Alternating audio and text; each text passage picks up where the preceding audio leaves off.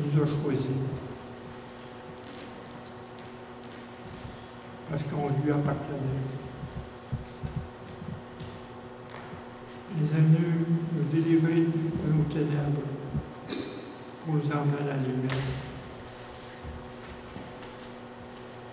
Ça pour le tenir. On était dans nos tombeaux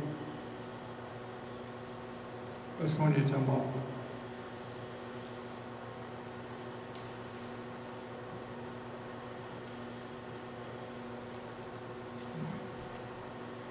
Pour le connaître, c'est donné un sacrifice pour nous, afin de nous emmener avec lui.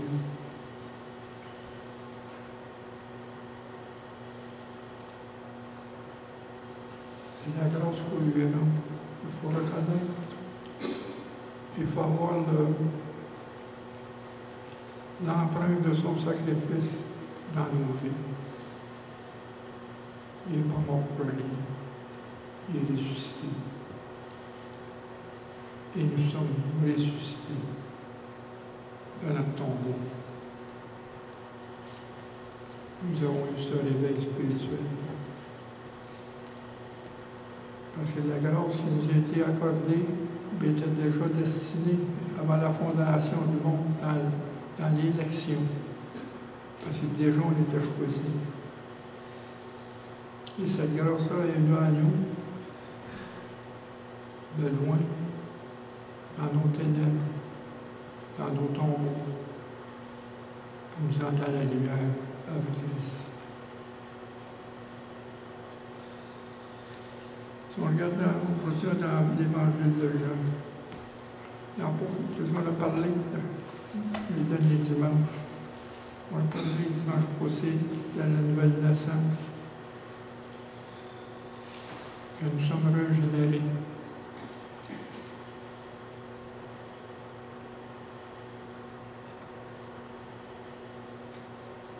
Nous avons été transformés. Transformés, le mot grec pour transformer, c'est métamorphoser. Métamorphoser. Ça veut dire changer de forme.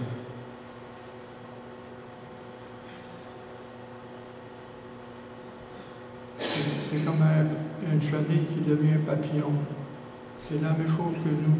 Nous étions pécheurs, nous sommes devenus saints. Nous avons été transformés.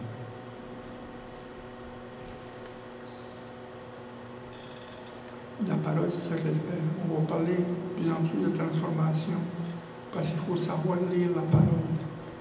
Pas pour la connaissance, pas pour le changement de comportement, mais pour la transformation. Ça, c'est à l'intérieur, ça se fait. La transformation. Parce que c'est le Seigneur qui fait en nous, cette transformation-là, ça dure tout le temps, jusque dans l'éternité.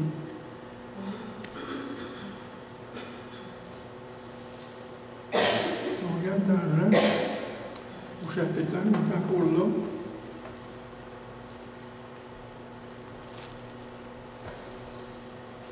Au commencement, il faut faire attention aux paroles. Comment? Au commencement était la parole, et la parole était avec Dieu, et la parole était Dieu. Elle était au commencement avec Dieu. La même chose. La première ligne dans la Genèse, au commencement, Dieu créa. Au commencement. Toute chose a été faite par elle, et rien de ce qui a été fait n'a été fait sans elle. En elle était la vie. La parole à la vie. Et la vie était la lumière des hommes. La vie était la lumière. La lumière, lui, dans les ténèbres, et les ténèbres ne l'ont point reçu. C'est ce qu'on va s'arrêter aujourd'hui. Il y a eu un homme envoyé de Dieu son nom était Jean. Il vint pour servir de témoin, pour rendre témoignage à la lumière, afin que tous crussent par lui.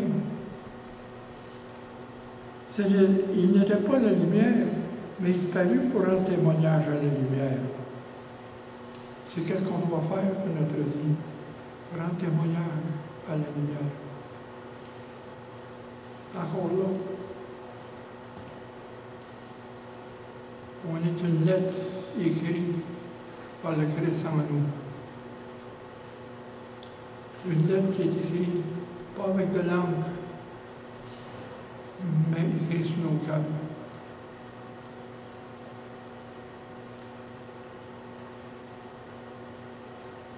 Il vient vous servir de témoin et rendre témoignage à la lumière, afin que tous crussent en eux. Il n'était pas la lumière, mais il parut rendre témoignage à la lumière. Cette lumière est la véritable lumière qui, venant dans le monde, éclaire tout homme. Elle était dans le monde, et le monde a été fait par elle, et le monde ne l'a point connue. Elle est venue chez les siens, et les siens ne l'ont pas reçue. Mais à tous ceux qui l'ont reçu, à tous ceux qui croient en son nom, elle a donné le pouvoir de devenir enfants de Dieu, lesquels sont nés, non du sang, ni de la volonté de la chair, ni de la volonté de l'homme, mais de Dieu, nés de Dieu. Et la parole a été faite chair, elle habita parmi nous, pleine de grâce et de vérité. Et nous avons contemplé sa gloire, une gloire comme la gloire du Fils unique venu du Père. Jean lui a rendu du témoignage. Il s'est écrié, c'est celui dont j'ai dit, celui qui vient après moi m'a précédé quand il était avant moi. Et nous avons tous reçu sa plénitude et sa grâce. Grâce pour grâce. Quand on parle de plénitude, c'est la plénitude de Dieu en nous. Ce sont les caractères de Dieu en nous, sa bonté, son amour, sa douceur. C'est ça qui est en nous. Et souvent, c'est ça qui bloque. Car la loi a été donnée par Moïse, et la grâce et la vérité est venue par Jésus-Christ. Personne n'a jamais vu Dieu. Le Fils unique qui est dans le sein du Père est celui qui l'a fait connaître. Jésus a dit partout dans son évangile, croyez en celui qui m'a envoyé. Je ne fais pas les choses par moi-même, je fais les choses par mon Père.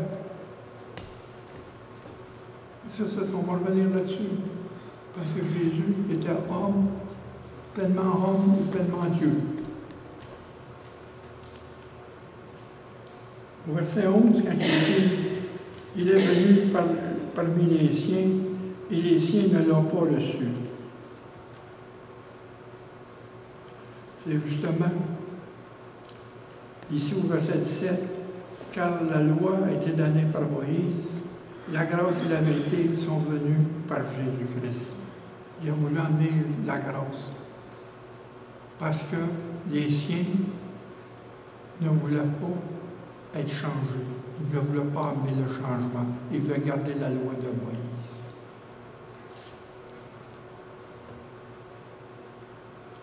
Parce que Jésus haïssait la religion.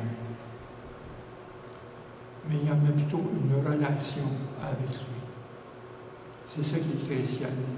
C'est une relation intime avec le Christ. C'est pas une religion. C'est la parole et la foi qui nous emmènent. C'est pas une religion qui nous emmène.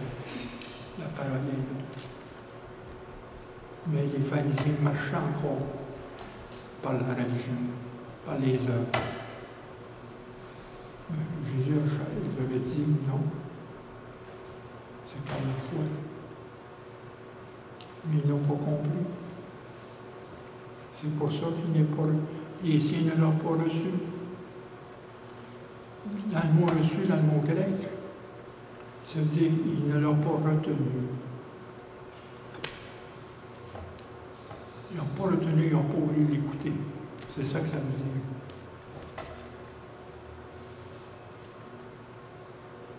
Si on regarde avant de commencer,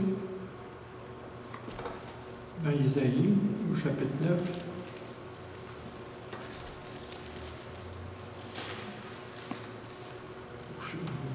chapitre 8, verset 23, « Les ténèbres ne régneront pas toujours sur la terre, où il y a maintenant des angoisses. » Et au chapitre 9, verset 1, « Le peuple qui marchait dans les ténèbres voit une grande lumière. » C'est Jésus. Si Jésus, à son retour, il va repousser complètement les ténèbres. La lumière va être sur la terre, partout sur la terre. C'est ça. Aujourd'hui, on marche dans les ténèbres. Les ténèbres ne régneront pas toujours. Parce que dans Jean 1,5, on voit ici,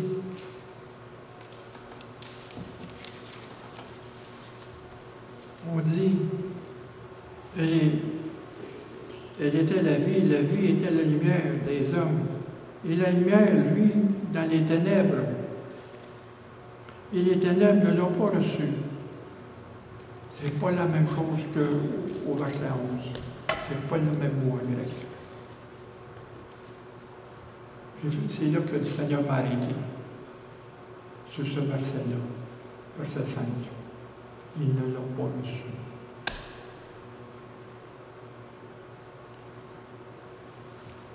C'est que la vie véritable et authentique est incarnée en Christ. Christ est la lumière. Et la parole qui s'est faite chair. La lumière est incarnée. Elle a pris une forme, la lumière. C'est Jésus. Et sa vie était la lumière, comme il dit au verset 9, pour tous les hommes. Ce qui veut dire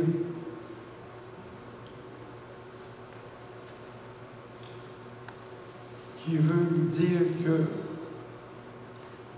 à travers lui, la vérité, la nature, la puissance de Dieu sont maintenant à disposition de tous les hommes. Jésus a dit, je suis la lumière du monde. Et celui qui me suivra ne marchera pas dans les ténèbres. Quand il dit suivre, celui qui suivra, le mot grec veut dire celui qui va persister à me suivre. C'est pas juste le suivre, qui va persister à suivre Jésus.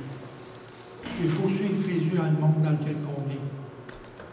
Parce qu'on marche dans les ténèbres. On marche dans les déceptions, dans les influences. L'Antéchrist est ici. L'esprit de l'Antéchrist est dans le monde. Un esprit de déception qui amène dans le monde.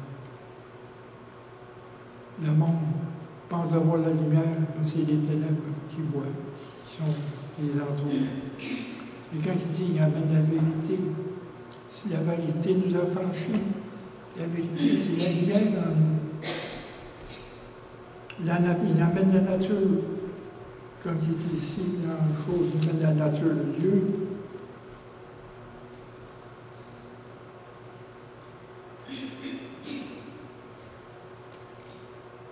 Ah oui, au verset 16, il dit, nous avons tous reçu sa plénitude, grâce pour grâce. La grâce de Dieu, c'est la puissance de Dieu en nous. Pour porter les fruits de l'esprit. L'amour, la paix, la joie, la douceur, la bienveillance, la maîtrise de soi. J'en oublie quelques-uns. Galates 5, verset 22. La plénitude de Dieu en nous, sa bonté, son amour, sa paix, sa plénitude. C'est le caractère de Dieu. L'amour, c'est le caractère de Dieu. La bonté, c'est le caractère de Dieu. On a ce caractère de Dieu, sa plénitude en nous. C'est ça qui est notre lumière. On est la lumière du monde parce qu'on porte cette plénitude en nous. On porte Dieu en nous, Emmanuel, Dieu avec nous. On porte Dieu en nous. Nous sommes le temple de Dieu, nous sommes la demeure de Dieu, comme on nous dit les autres prédications. Nous sommes le tabernacle de Dieu. Le Dieu est en nous. Le Saint des Saints est en nous. On a tout en nous. Grâce pour grâce. Il nous en grâce et en vérité.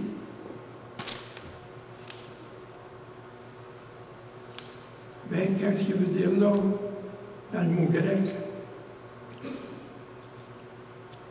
Les ténèbres ne l'ont pas reçu. Oh. On l'a dit dans Isaïe tout à l'heure.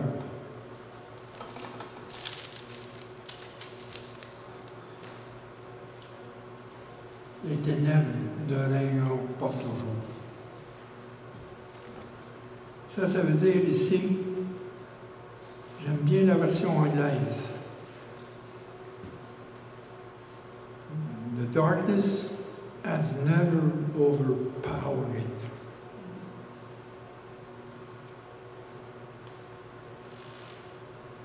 Car les ténèbres n'auront jamais le dessus sur la lumière.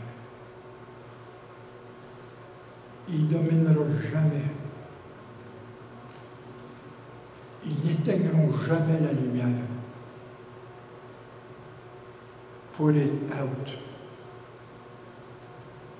That's what it means.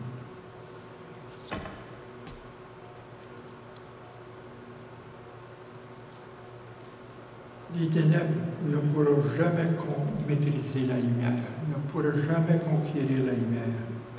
Et l'autre version en anglais, c'est comprehend it not. Ça veut dire comprise, absorbée. Il ne peut pas être. Les ténèbres ne peuvent pas absorber la lumière. C'est plutôt la lumière qui va absorber les ténèbres.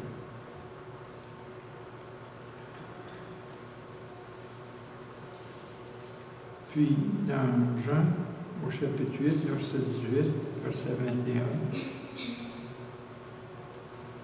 celui qui croit en lui n'est point jugé, mais celui qui ne croit pas est déjà jugé, parce qu'il n'a point cru au nom du Fils unique, cru la foi.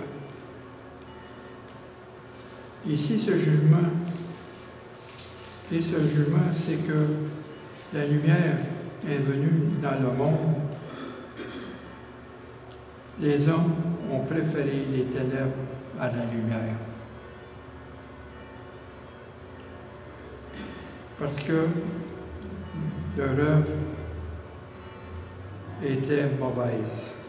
Car quiconque fait le mal est la lumière. Tout le monde qui fait le mal est la lumière. Il vient point à la lumière de peur que les œuvres soient manifestées, soient dévoilées.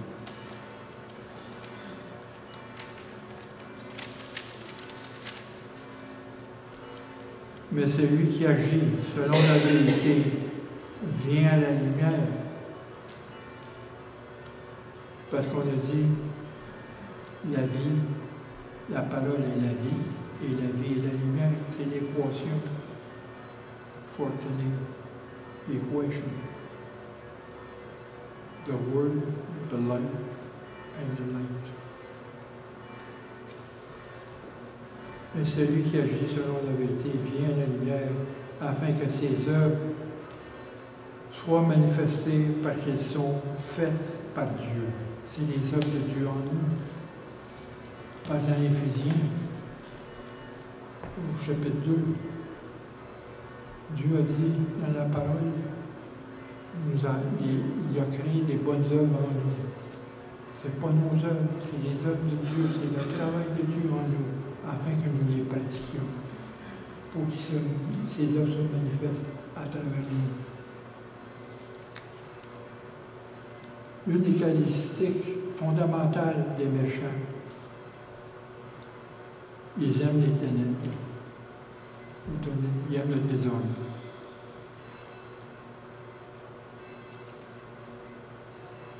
Ils se complaisent dans le péché et dans l'immoralité.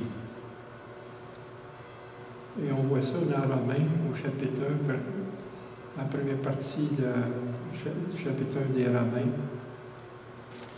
On sait que le monde, ils ont aimé les ténèbres. Ils ont adoré la créature au lieu du Créateur. Et le Dieu les a amenés dans leur sens réprouvé. You bring the sinner in their republic mind.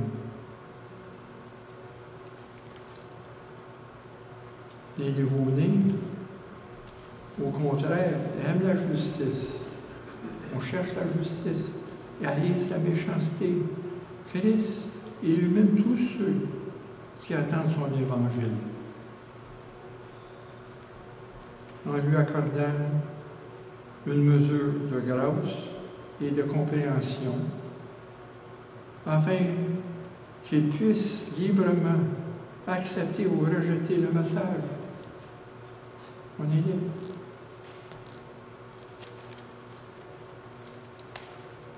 Et en dehors de la lumière du Christ, il n'existe aucune autre lumière que la lumière du Christ.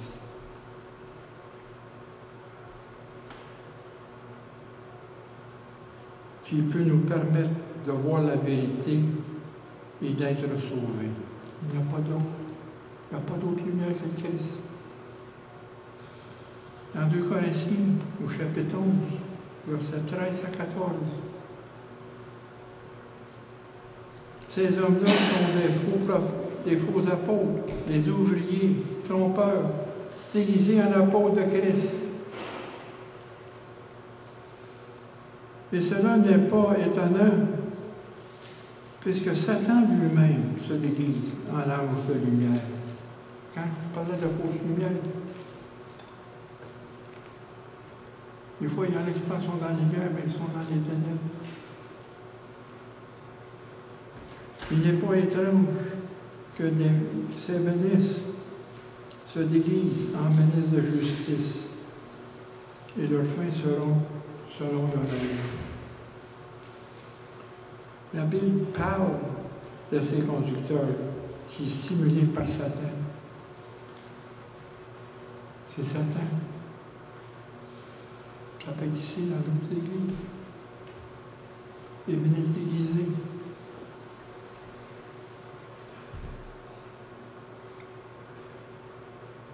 Quand la Bible parle de ces conducteurs qui sont stimulés par Satan,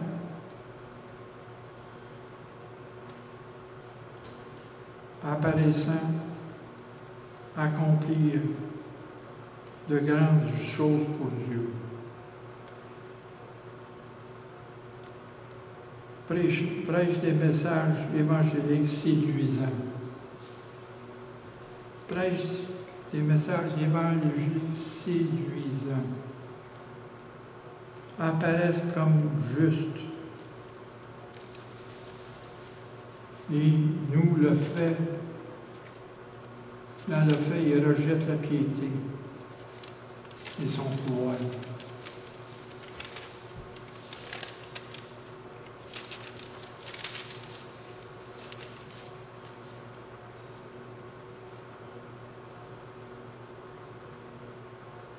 Dans Philippiens, chapitre 1, versets 15 et 16. Quelques-uns, il est vrai, prêchent Christ par envie et par esprit de dispute, mais d'autres le prêchent pour des dispositions bienveillantes. Ceux-ci agissent par amour, sachant que je suis établi pour la défendre de l'Évangile. Tandis que ceux-là, animés d'un esprit de dispute, annoncent Christ par des motifs qui ne sont pas purs et avec la pensée de susciter quelqu'un dans quelque chose d'amélioré.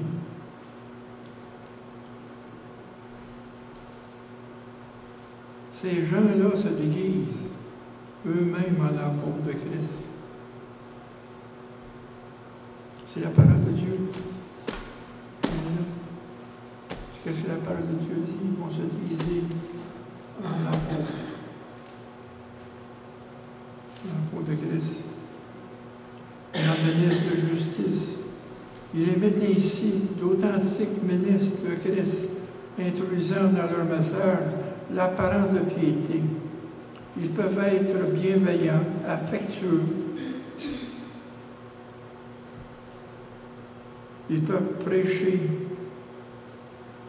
le pardon, la paix, l'amour et beaucoup d'autres vertus. Mais ils vivent dans l'influence de Satan. Ça prend l'Esprit Saint pour avoir ce discernement-là.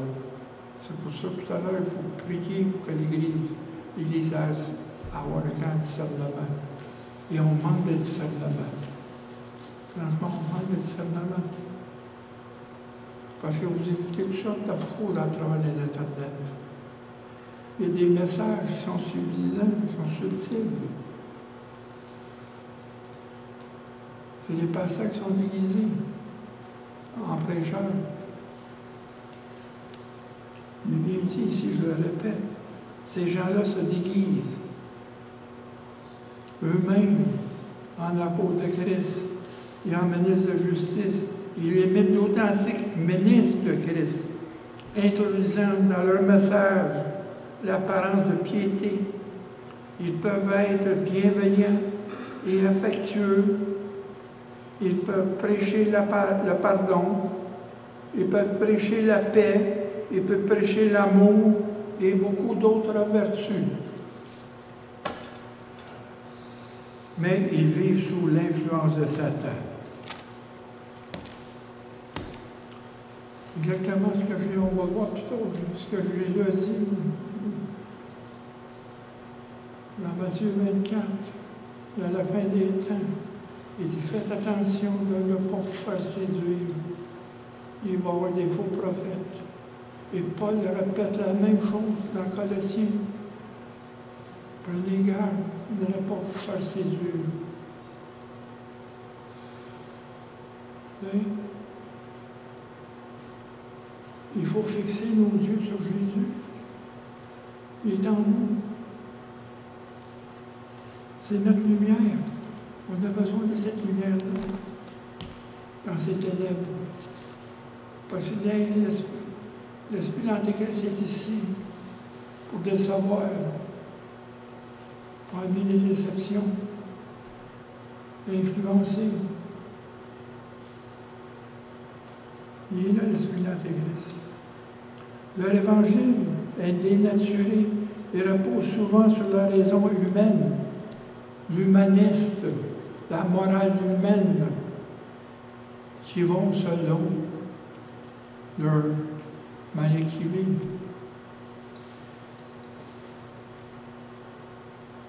Oui, ils n'ont pas le droit de souffrir, mais il peut avoir l'aide médicale à mourir. C'est ça qui est la morale de l'humanisme. Ils n'ont pas le droit de souffrir.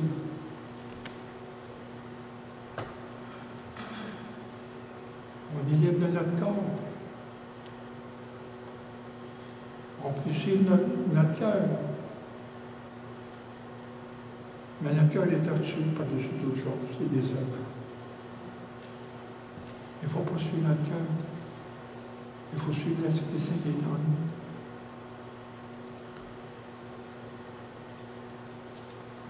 Oui, c'est l'évangile qui est dénaturé.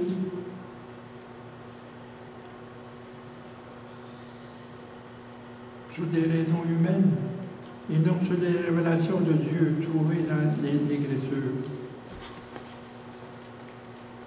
Tout est là.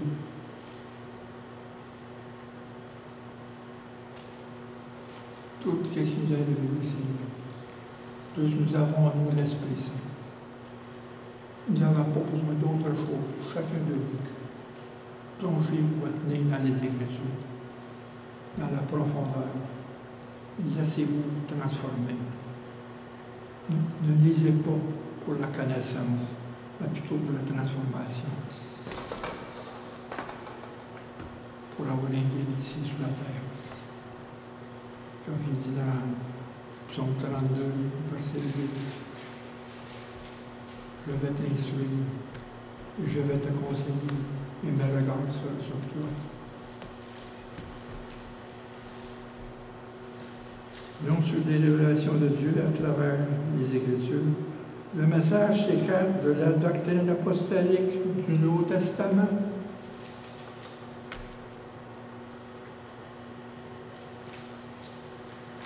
Attention, les croyants doivent se méfier de ces pasteurs, de ces conducteurs, ou le dire entre parenthèses, les influenceurs. Moi, j'ai une chose.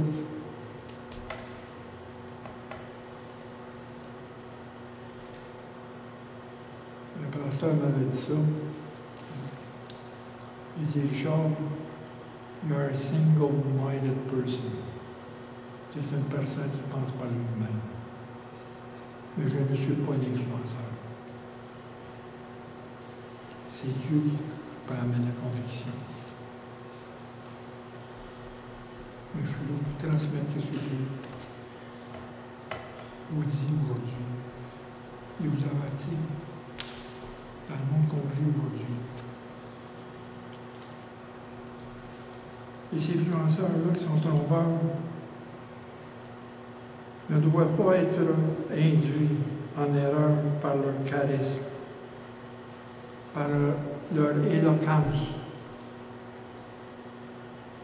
même par leur miracle. Parce qu'à la fin des temps, Antioche peut faire des miracles, peut faire des imitations, des counterfeits, every spiritual gift. Leur discours solennel, leur instruction, leur succès. Ah, des grosses fautes, 5 000, 2 000, 6 000, ils amènent des choses parce qu'ils attirent. Ah, ils sont éloquents. Leur succès et leur popularité de leur message. Ils attirent des foules. Tous les conducteurs religieux doivent être jugés selon leur attitude et leur loyauté envers le Rédempteur et le sang de Jésus-Christ et envers l'Évangile présenté par Christ et les auteurs du Nouveau Testament. Il faut de la loyauté à la parole. Jésus a dit au chapitre 8, verset 12, je le répète, Jésus leur parle de nouveau, je suis la lumière du monde. Celui qui me suit ne marchera pas dans les ténèbres, mais il y aura la lumière de la vie. Et dans Jean 12, chapitre 12, verset 46, si vous prenez ça en note, je suis venu comme une lumière dans le monde, afin que quiconque croit en moi ne demeure pas dans les ténèbres. On n'a pas d'affaire dans les ténèbres. Hein? On n'a pas d'affaire à être anxieux.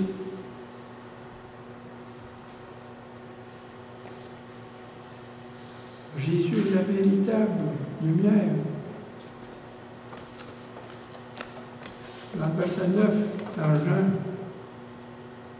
cette lumière est la véritable lumière qui est venue dans le monde éclairer tout homme.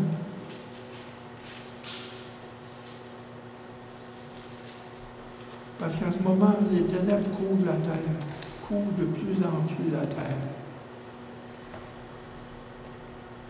Il chasse les ténèbres et les tromperies en illuminant le chemin qui nous conduit vers Dieu. Parce que Jésus a dit, je suis la vie, je suis la lumière, je suis le chemin, je suis la vie et je suis la vérité. Jésus est le vrai chemin de la vie qui nous amène vers Dieu.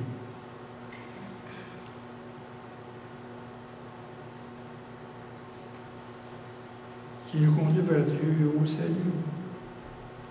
Parce que dans Actes, au chapitre 4, verset 12,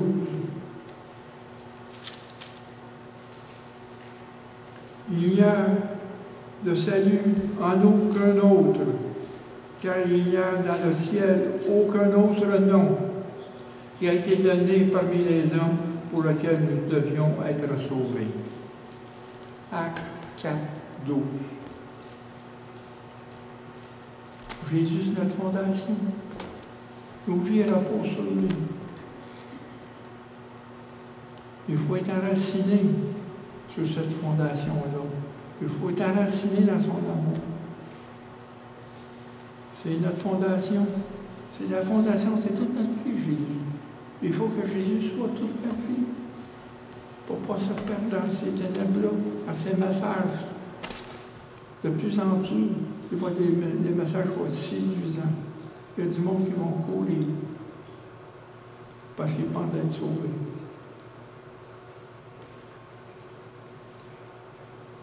Tous ceux qui suivent Jésus sont délivrés des ténèbres du péché, du monde et de Satan.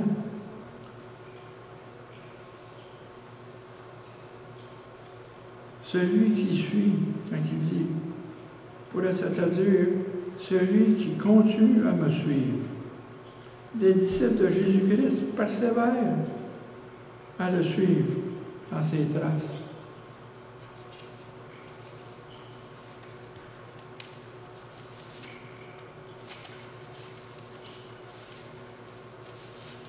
Dans Éphésiens, au chapitre 1 et 3,